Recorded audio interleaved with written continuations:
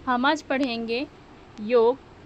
योग के बारे में हम पहले तो उसका परिभाषा जान लेते हैं कि योग क्या है। तो ये योग क्या है, संस्कृत शब्द योग शब्द जो है संस्कृत भाषा की युज धातु से बना है, जिसका अर्थ होता है मिलना या जोड़ना। इसे शरीर, मस्तिष्क और आत्मा के संयोजन के रूप में देखा जा सकता है और साहित्य में इसका प्रयोग लक्ष्य के साथ साथ साधन के रूप में भी किया जाता है। लक्ष्य के रूप में योग उच्चतम स्तर पर व्यक्तित्व के एकीकरण को दर्शाता है। साधन के रूप में योग में विभिन्न प्रक्रियाएं और तकनीकें शामिल होती हैं। कहने का अर्थ है कि योग क्या है, आपको जोड़ता है। ठीक है, किससे जोड़ता है? आपकी आत्मा से। आपके शरीर, मस्तिष्क और आत्मा के संयोजन को ही योग कहा जाता है। और योग आपका लक्ष्य हासिल करने में भी सहायक होता है। व्यक्तित्व के विकास के लिए अच्छा होता है, आपके व्यक्तित्व को उच्चतम स्तर पर लेकर जाता है। ठीक है, अब उसका महत्व देख लेते हैं। योग का महत्व: अच्छा स्वास्थ्य प्रत्येक मनुष्य का अधिकार है, परंतु यह अधिकार व्यक्तिगत, सामाजिक और पर्यावरणीय कारकों पर निर्भर होता है।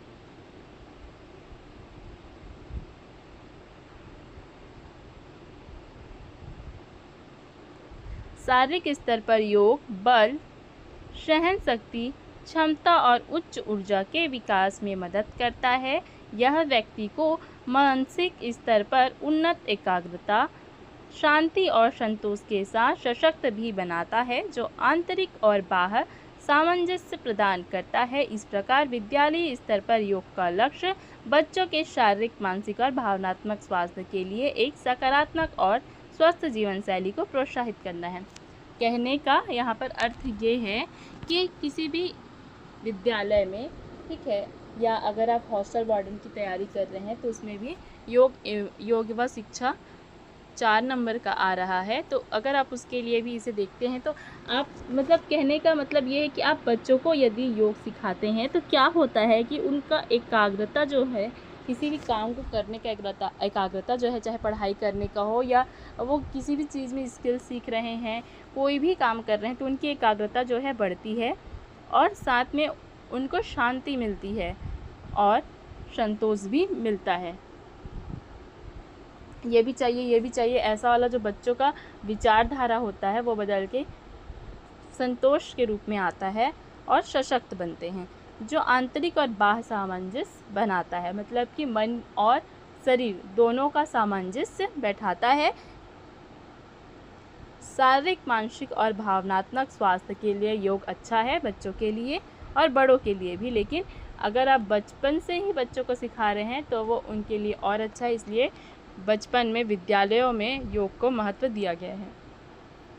अब देख लेते हैं योग का इतिहास।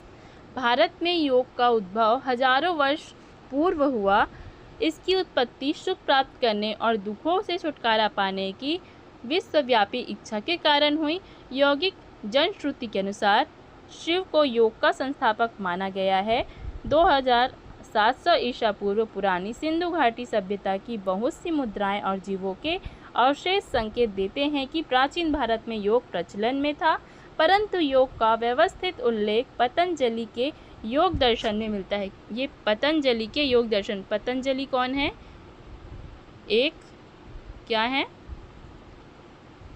ऋषि हैं। ठीक है, पतंजलि के योग दर्शन में मिलता है। महर्षि पतंजलि ने योग के अभ्यासों को सुव्यवस्थित किया। पतंजलि के बाद बहुत से योगियों ने इसके विकास में अपना योगदान दिया और इसके परिणाम स्वरूप योग पर अब पूरे विश्व में फैल चुका है। इसी क्रम में 11 दिसंबर 2014 को संयुक्त राष्ट्र महासभा UNGA ने 193 सदस्यों की सहमति से 21 जून को अंतर्राष्ट्रीय योग दिवस के रूप में मनाने का प्रस्ताव पारित किया। अंतर्राष्ट्रीय योग दिवस कब मनाया जाता है? 21 जून। ठीक है, ये 21 जून। अब यौगिक अभ्यास के उद्देश्य क्या हैं? यौगिक अभ्यास की समझ विकसित करना और इस समझ को अपने जीवन और रहन सहन के अनुसार प्रयोग में लाना। योग से हमें जो समझ मिलती है उसको हम क्या करें, अपने जीवन और रहन सहन के प्रयोग में लेके आएँ। ये है यौगिक अभ्यास का उद्देश्य, पहला है। दूसरा है बच्चों में स्वस्थ आदतें और जीवन शैली विकसित करना। कहा जाता है कि बचपन से ही आप बच्चों को जो सिखाओगे, आगे चलकर वही जो बचपन का ही आप उसको रूप दे रहे हैं, जो आकार दे रहे हैं, बड़ा होकर वो वही बनेगा। इसीलिए अगर आप बच्चों को बचपन से ही अच्छी आदतें, अच्छा जीवन शैली देंगे तो आगे जाकर भी वो अच्छे होंगे। ठीक है, तो योग अभ्यास का ये एक उद्देश्य भी है कि बच्चों में स्वस्थ आदतें और जीवन शैली विकसित करना, बच्चों में मानवीय मूल्य विकसित करना। ठीक है, मानवता जो है बच्चों में विकसित करना, और मानव के जो बोलते हैं जैसे क्या बोलना चाहिए, मानव के जो मूल होते हैं, ठीक है, वो विकसित करना। यौगिक अभ्यास द्वारा शारीरिक, भावनात्मक और मानसिक स्वास्थ्य विकसित करना। बच्चा किसी भी रूप से कमज़ोर ना हो, ना ही शारीरिक, ना ही मानसिक और ना ही भावनात्मक रूप से। ये योग से हो सकता है। ठीक है, यौगिक अभ्यास के लिए सामान्य निर्देश। ठीक है, निर्देश देख लेते हैं कि यौगिक अभ्यास का प्रारंभ शांत चित्त अर्थात शांत मूड, ऐसा बोलते हैं ना, जो चिड़चिड़े स्वभाव के साथ नहीं करना चाहिए। आप जब शांत रहे अपने दिमाग से, अपने मन से, तभी आपको योग करना चाहिए, जो एक छोटी प्रार्थना बोलकर प्राप्त किया जा सकता है। एक मेडिटेशन से आप योग का प्रारंभ कर सकते हैं। यह आवश्यक है कि शरीर को सूक्ष्म यौगिक क्रियाएं जैसे टखने मोड़ना, घुटने मोड़ना, उंगलियों के संचलन, हाथ बांधना, कलाई मोड़ना, कलाई घुमाना, कोहनी मोड़ना, कंधे घुमाना और आँखों का संचलन द्वारा तैयार किया जा सकता है।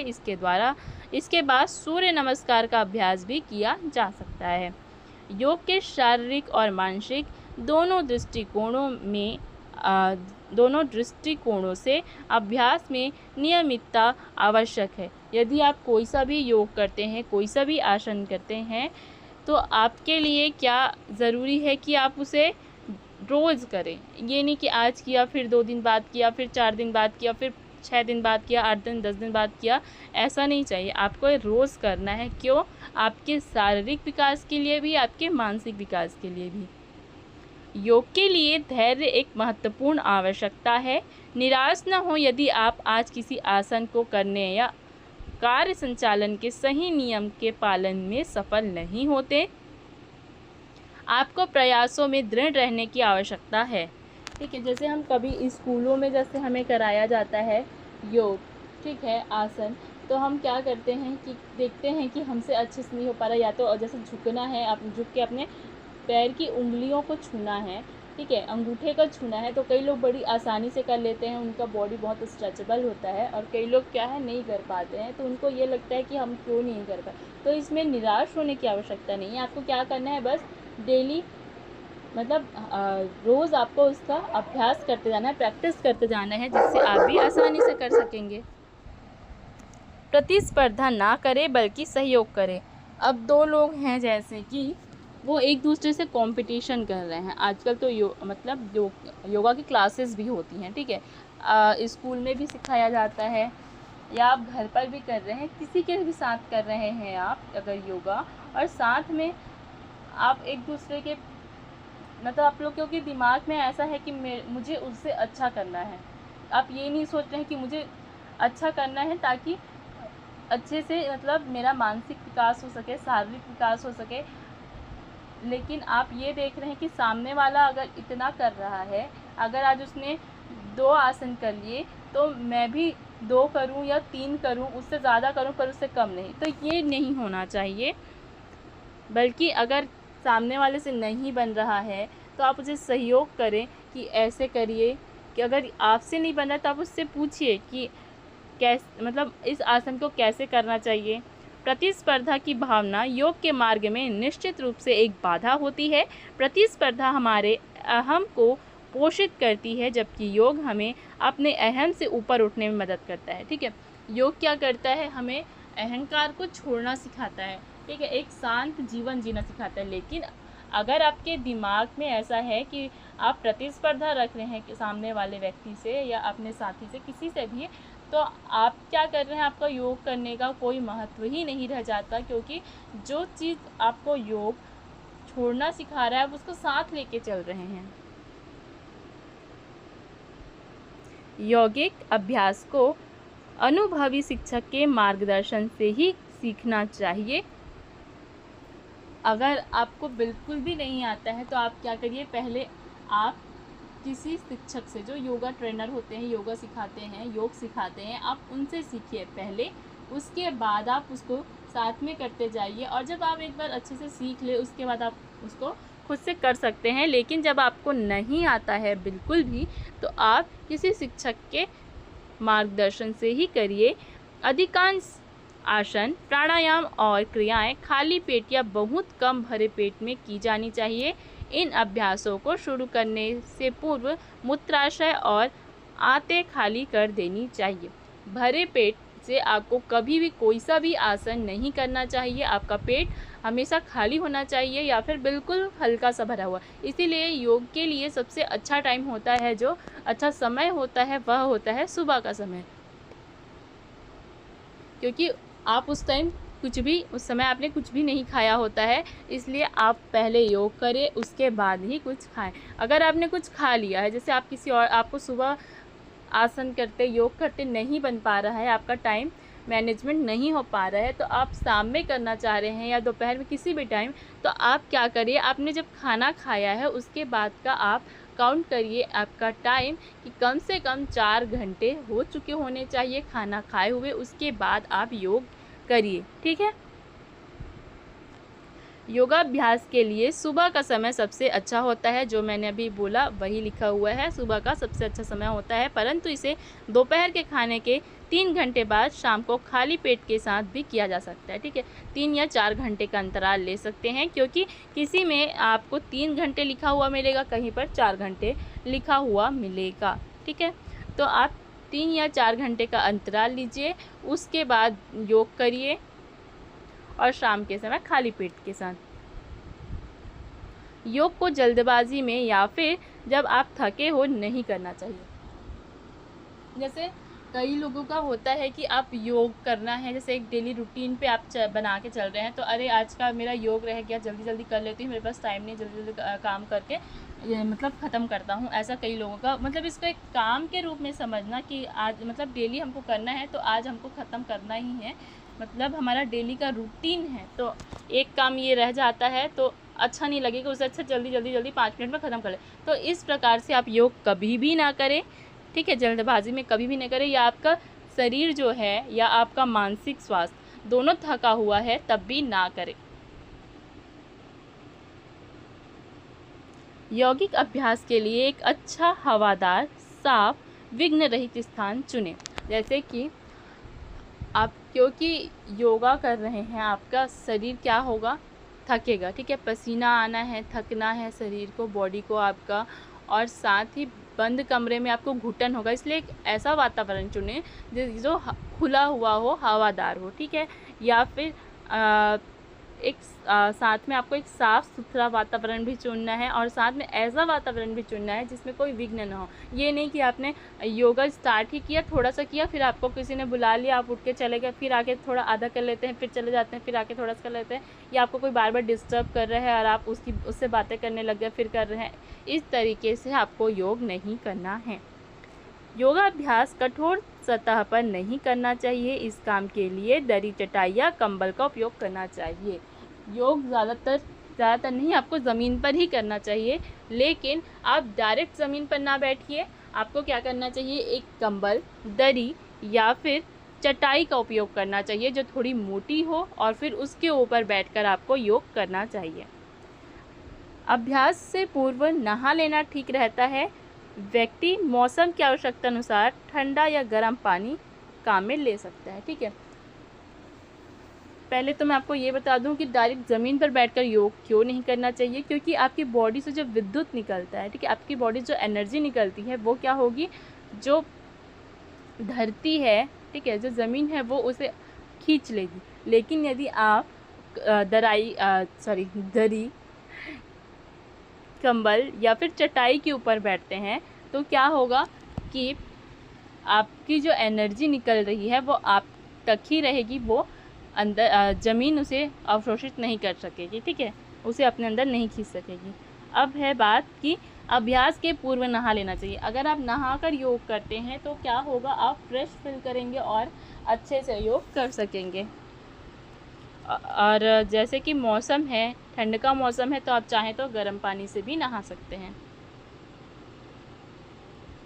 योगाभ्यास करते समय आप कपड़े ढीले पहने और आरामदेह कपड़े पहने, ठीक है। बहुत ज़्यादा टाइट कपड़े पहनकर, कड़े चुस्त कपड़े पहनकर आपको योग नहीं करना चाहिए और अनकंफर्टेबल कपड़े नहीं पहनने चाहिए। श्वसन यथासंभव सामान्य होना चाहिए। बहुत तेज़ सांस आपको नहीं लेना है या बहुत धीमी नहीं, आपका जो नॉर्मल है सांस लेने की प्रक्रिया, आपको उसी तरीके से श्वास लेना चाहिए, ठीक है। इसमें तब तक परिवर्तन नहीं किया जाना चाहिए जब तक कि ऐसा करने के लिए विशेष रूप से ना कहा जाए, ठीक है। आपके जो शिक्षक हैं, जो आपको योग सिखाते हैं, योग करा रहे हैं, जब तक उन्होंने नहीं कहा है कि आप क्या करिए, तेज़ सांस लीजिए या धीमा सांस लीजिए, आपको उसमें परिवर्तन नहीं करना है। जो आपका नॉर्मल श्वसन क्रिया है आपको वही रखना है। योगाभ्यास की सीमाएं होती हैं। यदि आप किसी समस्या या पुराने रोग से पीड़ित हैं तो इस बारे में योगाभ्यास शुरू करने से पूर्व अपने शिक्षक को अवश्य सूचित करें। देखिए, योग आसन इतने प्रकार के होते हैं कि उसमें भी एक सीमाएं ये होती हैं कि जैसे कोई हाई ब्लड प्रेशर का है, जैसे किसी को मतलब बीपी है, किसी को डायबिटीज़ है, किसी को दमा है, तो उनके लिए बहुत सारी क्या होती हैं जो आसन है वो मना होता है कि उन्हें नहीं करें। अब जैसे कि दमा वालों के लिए आप ऐसा कोई अभ्यास करा दें, ऐसा कोई योग करा दें जिसमें बहुत ज़्यादा सांस लेने की या सांस रोकने की ज़रूरत पड़े, तो क्या होता है, उनको नुकसान हो सकता है। इसीलिए आप जब भी कहीं भी योग करने जाएं, या आप स्कूल में बच्चों को करा रहे हैं, आप हॉस्टल वार्डन हैं, आप अपने बच्चों को करा रहे हैं योग का अभ्यास, तो आप पहले सबकी जानकारी रख लें कि किसी को कोई प्रॉब्लम तो नहीं है, किसी को कोई रोग बीमारी तो नहीं है, उस हिसाब से फिर आप उसको योग करवाएं।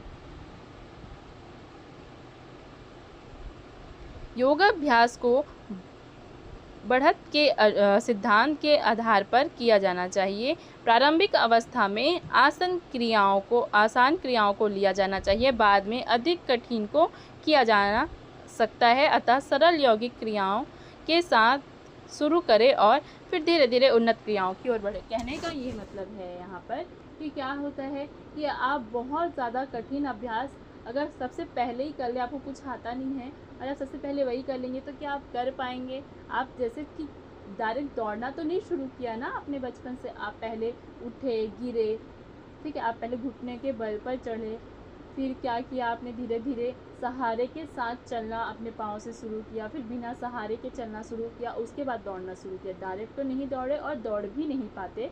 वैसे ही आप डायरेक्ट कोई कठिन योग अभ्यास नहीं कर सकते, इसलिए पहले हल्के अभ्यासों से पहले अपने क्या करें, क्योंकि सबका बॉडी क्या होता है कि स्ट्रेचेबल नहीं होता है, ठीक है। पहले उसको स्ट्रेचेबल करने के लिए, जिससे आप हर योग अभ्यास को अच्छे से कर सकें, उसके लिए आपको क्या करना होगा, पहले अपने बॉडी को लचीला बनाना पड़ेगा। उसके लिए आप सरल अभ्यासों से, सरल योग से शुरुआत करें, उसके बाद आप कठिन की ओर जा सकते हैं। एक ही सत्र में यौगिक अभ्यास को अन्य शारीरिक गतिविधियों के साथ जोड़कर ना करें। ये दो अलग प्रकार की गतिविधि हैं और इन्हें अलग अलग किया जा सकता है। जैसे कि आप योग कर रहे हैं, ठीक है, एक ही साल पे, मतलब अभी आप मान लीजिए योग कर रहे हैं, साथ में जिम भी कर रहे हैं, वर्कआउट, ठीक है, या फिर आप साथ में डांस क्लासेस भी ले रहे हैं, और भी बहुत प्रकार के होते हैं, ठीक है, क्या बोलना चाहिए, यौगिक अभ्यास, शारीरिक गतिविधियाँ। तो आप सबको एक साथ ना करें, आप सिर्फ आप या तो फिर अपने शिक्षक से सलाह लीजिए, या फिर आप सिर्फ योग कर रहे हैं तो आप सिर्फ योग ही करिए, बाकी चीज़ों को कुछ समय के लिए स्टॉप कर दीजिए।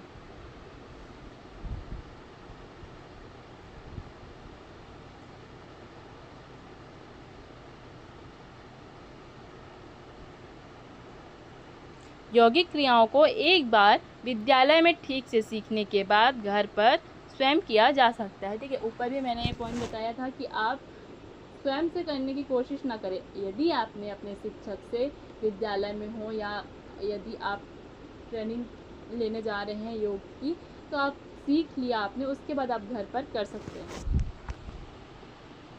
योग का एक व्यापक अर्थ है, अतः आसन और प्राणायाम के अलावा व्यक्ति को जीवन में नैतिक और नीतिपरक मूल्य को व्यवहार में लाना चाहिए। ठीक है, सामान्य योगाभ्यास। योग बहुत से अभ्यास हैं जैसे यम, नियम, आसन, प्राणायाम, प्रत्याहार, षट कर्म, मुद्रा, बंध, धारणा, ध्यान प्रस्तुत करता है। यहाँ हम उन अभ्यासों पर चर्चा करेंगे। ठीक है, उसके बारे में और डिटेल से पढ़ते हैं कि योग कितने प्रकार के होते हैं और क्या क्या है। ठीक है, यम और नियम। ठीक है, पहला है यम और नियम। ये नियमों की प्रारंभिक नियमावली है जो हमारे व्यक्तिगत सामाजिक जीवन में हमारे व्यवहार से सरोकार रखती है। ये नैतिकता और मूल्यों से भी संबंधित है। ठीक है, यम और नियम का किससे संबंध है? हमारे नैतिक से, मतलब नैतिकता और मूल्यों से। ठीक है, और ये हमारे व्यक्तिगत सामाजिक जीवन के व्यवहार को भी सरोकार करती है। ठीक है, दूसरा है आसन। आसन का अर्थ है एक विशिष्ट मुद्रा में बैठना जो आरामदेह हो और जिसे लंबे समय तक स्थिर रखा जा सके। आसन शारीरिक और मानसिक दोनों स्तरों पर स्थायित्व और आराम देते हैं।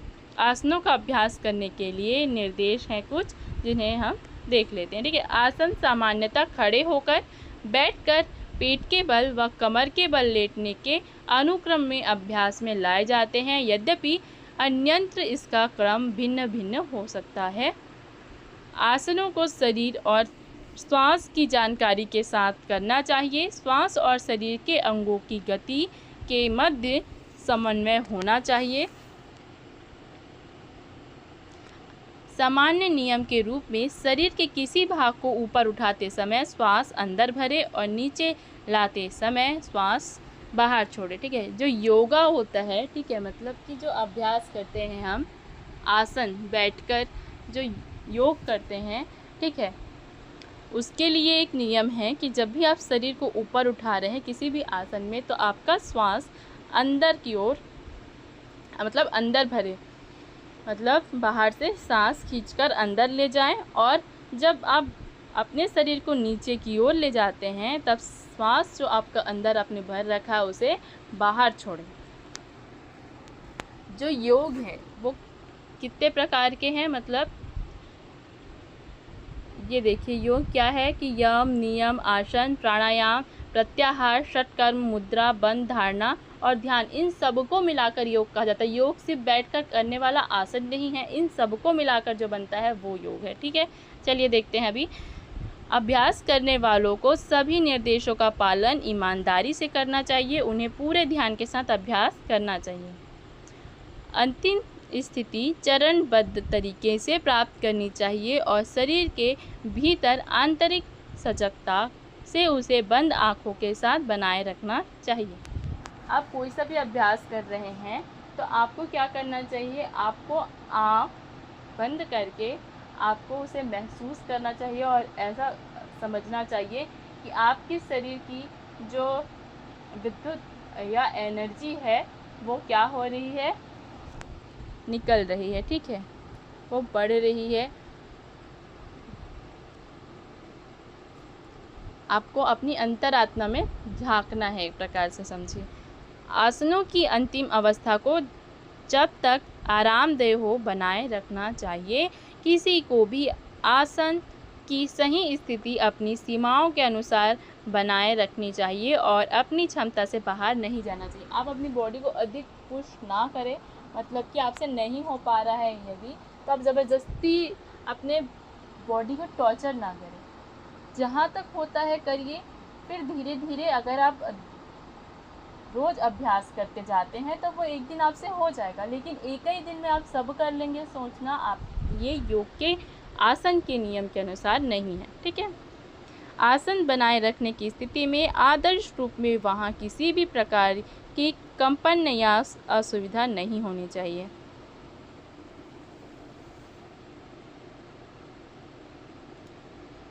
जैसे कई लोगों का आदत होता है, ठीक है, शांत नहीं बैठ सकते हैं, वो आसन कर रहे हैं फिर भी अपना हाथ पैर हिला रहे हैं, तो ये सब नहीं करना है आपको। आदर्श रूप में मतलब कि जो योग का आसन है, आसन का जो आप जो भी अभ्यास कर रहे हैं उस मुद्रा में आपको बैठे रहना है। ये नहीं कि अपने से कुछ भी करते जा रहे हैं, हिलते डुलते जा रहे हैं, या खुद भी असुविधा महसूस कर रहे हैं और लोगों को भी करा रहे हैं। आसन बनाए रखने के समय में वृद्धि करने हेतु बहुत अधिक ध्यान रखें तथा क्षमता अनुसार बढ़ाएं। ठीक है, आपका जो आसन कर रहे हैं आप उसको धीरे धीरे वृद्धि करें, सरल से कठिन की ओर जाएं।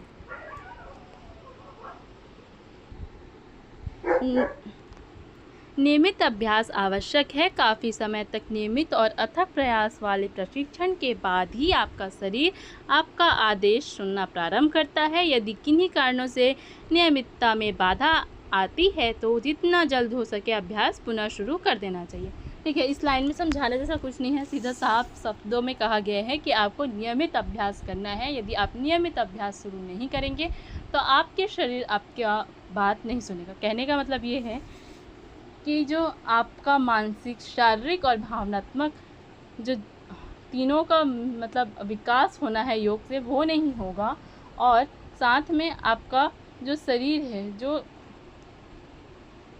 क्या बनना है शरीर को, स्वस्थ और निरोगी मानसिक और शारीरिक रूप से, वो बात आपका शरीर नहीं सुनेगा। आप अगर नियमित अभ्यास करेंगे तभी होगा, वरना योग का या आसन का कोई भी प्रभाव नहीं पड़ने वाला है। आपने एक दिन किया, फिर 4 दिन रुक गए, फिर 5-6 दिन बाद कर रहे हैं, इससे कोई भी फ़ायदा नहीं होगा। इसलिए आपको नियमित अभ्यास करना है।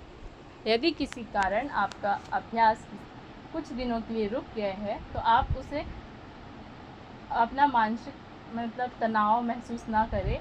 कुछ दिनों के लिए अगर किसी कारणवश आप नहीं कर पा रहे हैं तो थोड़ा आराम कर लीजिए, कुछ दिनों के लिए रोक दीजिए, लेकिन फिर आप ऐसा टाइम निकालिए, अपना ऐसा समय निकालिए कि फिर आप जब स्टार्ट करें, जब आप शुरू करें तो फिर नियमित रूप से ही शुरू करें।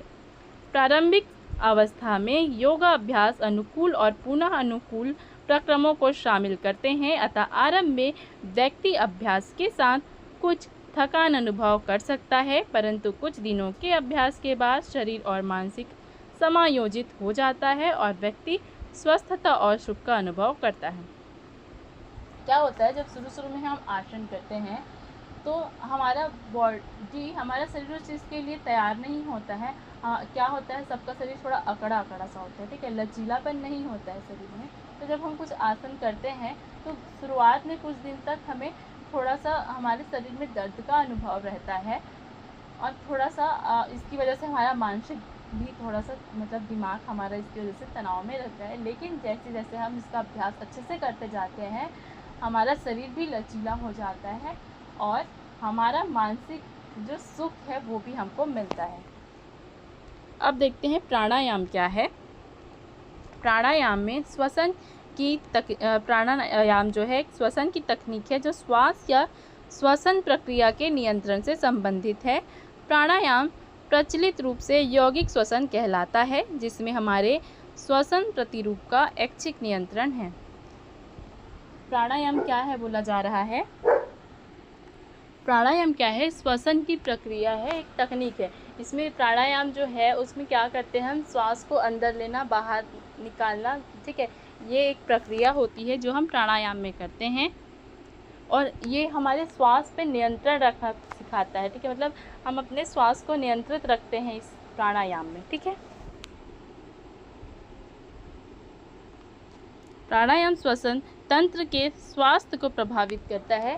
जो हमारा श्वसन तंत्र है, जो हमारे फेफड़े हैं, प्राणायाम से क्या होता है वो अच्छा होता है, वो प्रभावित करता है, ठीक है। जो व्यक्ति द्वारा श्वास के माध्यम से ली गई वायु की गुणवत्ता और मात्रा पर निर्भर करता है, यह श्वसन की लय और पूर्णता पर निर्भर करता है।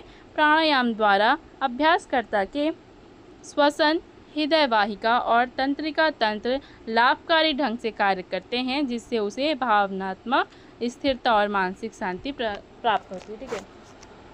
जो हमारी श्वसन प्रक्रिया है प्राणायाम से अच्छी होती है, जिसके कारण हमको क्या होता है, मानसिक और भावनात्मक शांति प्राप्त होती है।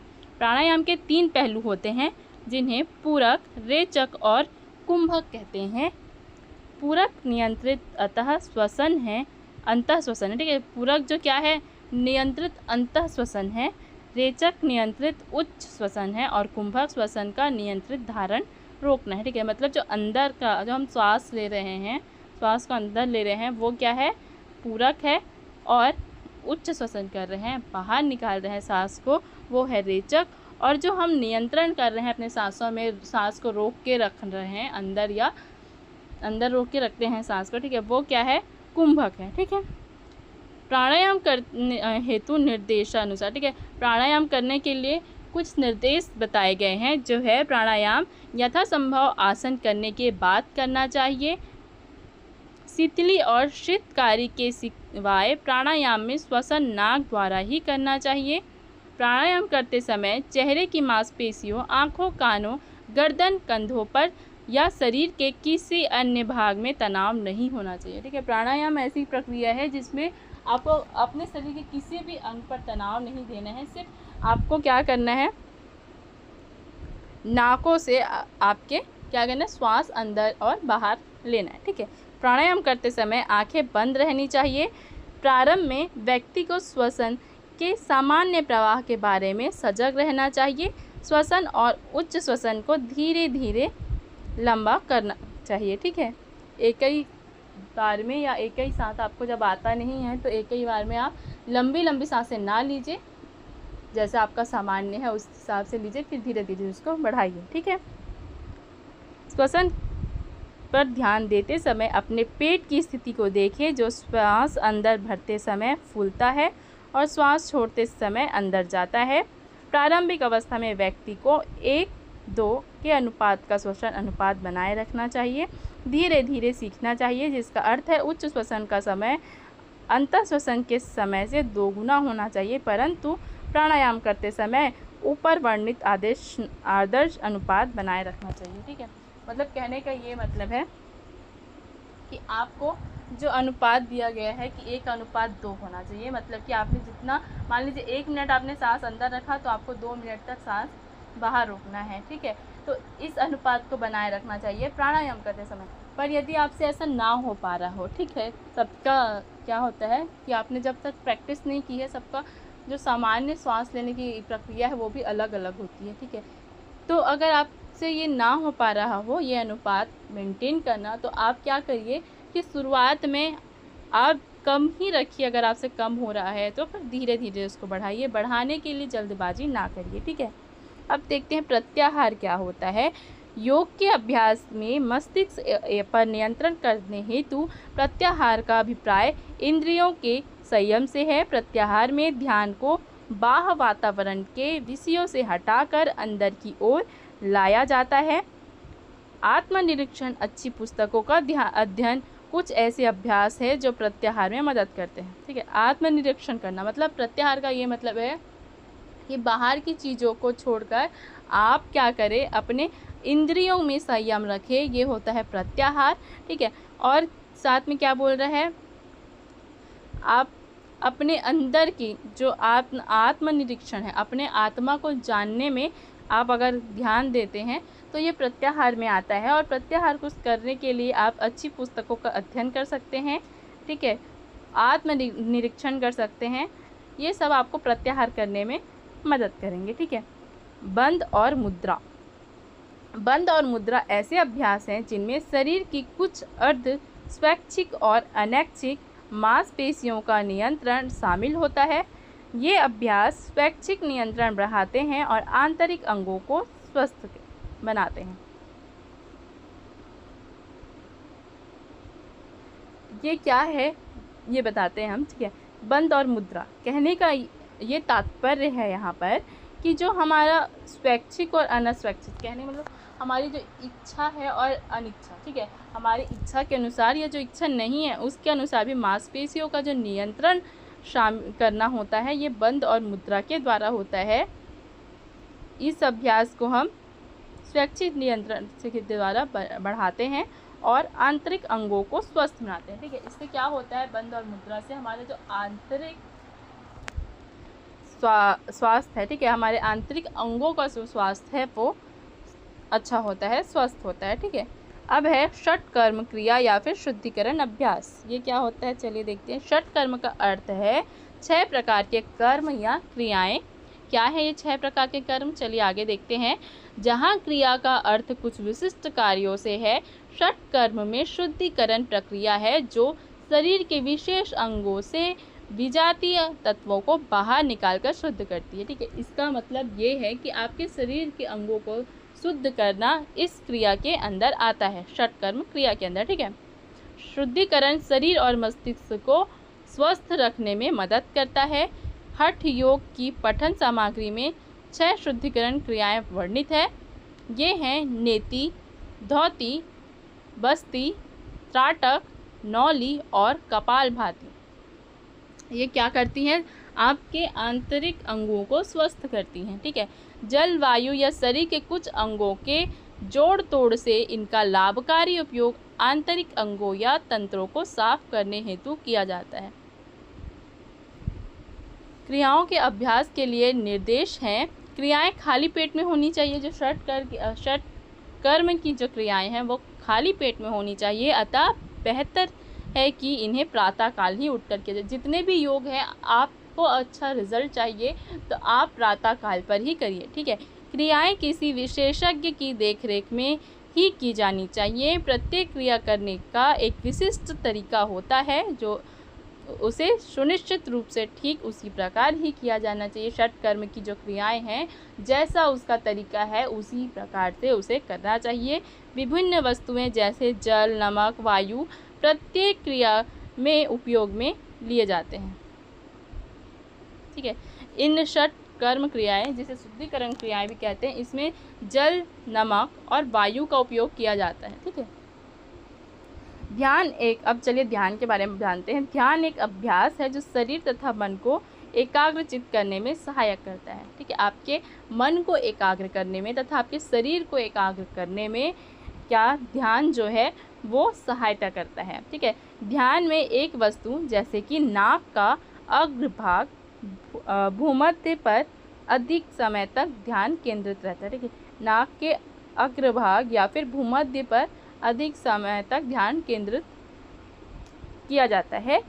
यह व्यक्ति के स्वस्थ होने की भावना विकसित करता है तथा स्मरण शक्ति एवं निर्णय लेने की क्षमता को बढ़ाता है, ठीक है। ध्यान में क्या करते हैं, आंख बंद करते हैं और आपके नाक के बीच, ठीक है, मतलब नाक के ऊपर और दोनों आँख के बीच का जो हिस्सा होता है उस पर आपका ध्यान केंद्रित होता है आंख बंद करने के बाद, ठीक है।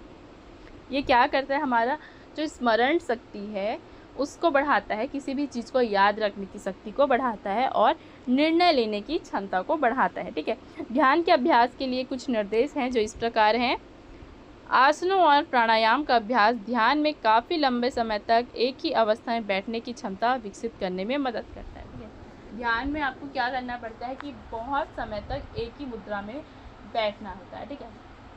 ये आपके ऊपर है कि आप कितने समय तक बैठना चाहते हैं, ठीक है। अधिक से अधिक समय तक जितना बैठेंगे आपके लिए उतना ही लाभकारी होगा।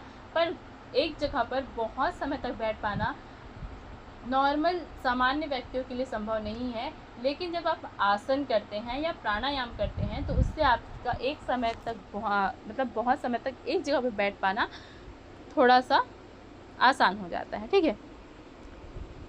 ध्यान का अभ्यास करने के लिए शांत वातावरण चाहिए होता है या शांत स्थान चाहिए होता है। ऐसा स्थान जहाँ पर कोई शोरगुल ना हो रहा हो, जैसे कि गाड़ी का आवाज़ आना, या घर में भी अगर आप कर रहे हैं तो बहुत सारे लोगों की बात करने का आवाज़ आना, या फिर अगर आप स्कूल में बच्चों को करवा रहे हैं तो दूसरे क्लासेस से आवाज़ आना, या और भी कई तरीके की आवाज़ आना, या फिर स्कूल अगर मेन रोड पे है तो गाड़ियों का आवाज़ आना, ऐसा सब जगह ना हो बल्कि शांत वातावरण हो, तब आप बच्चों को ध्यान करवाइए जिससे उनका मन एकाग्र हो सके, उनका ध्यान केंद्रित हो सके, ठीक है।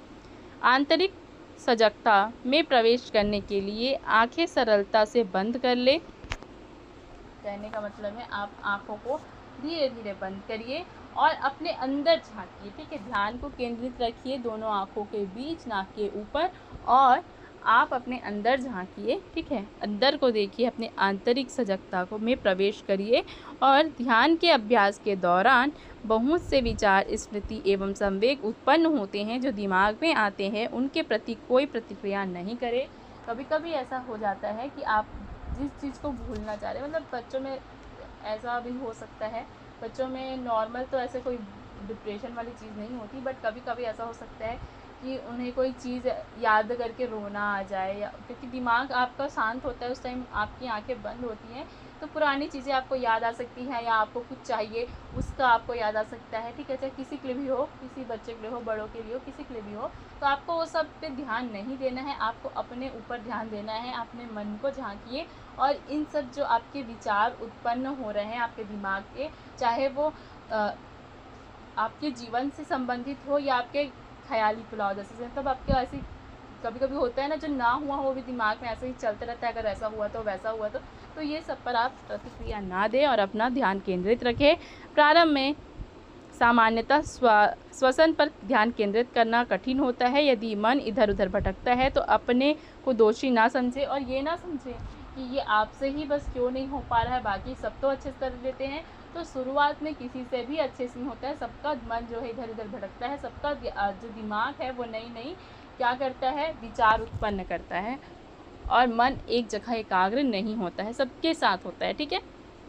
धीरे-धीरे दृढ़ अभ्यास से उसका ध्यान आपके श्वास पर केंद्रित हो जाएगा, ठीक है? आप दृढ़ विश्वास रखेंगे और रोज़ अभ्यास करेंगे तो आपका जो है ध्यान केंद्रित हो जाएगा। आप जब अपने विद्यालय में या फिर कहीं पर भी किसी भी बच्चों को या बड़ों को ध्यान केंद्रित करना सिखा रहे हैं, तो आपको क्या करना है, ये सब निर्देशों का पालन करना है। अगर आप खुद भी कर रहे हैं तो भी और बच्चों को सिखा रहे हैं तो भी। जब आप इस प्रक्रिया में कुछ समय संलग्न रहते हैं तो आपको पूर्व शरीर की एक अमूर्त और अविशिष्ट अनुभूति होती है। जब अब संपूर्ण शरीर की सजगता के साथ ध्यान जारी रखें, किसी कठिनाई में श्वसन की सजगता में लौट आए।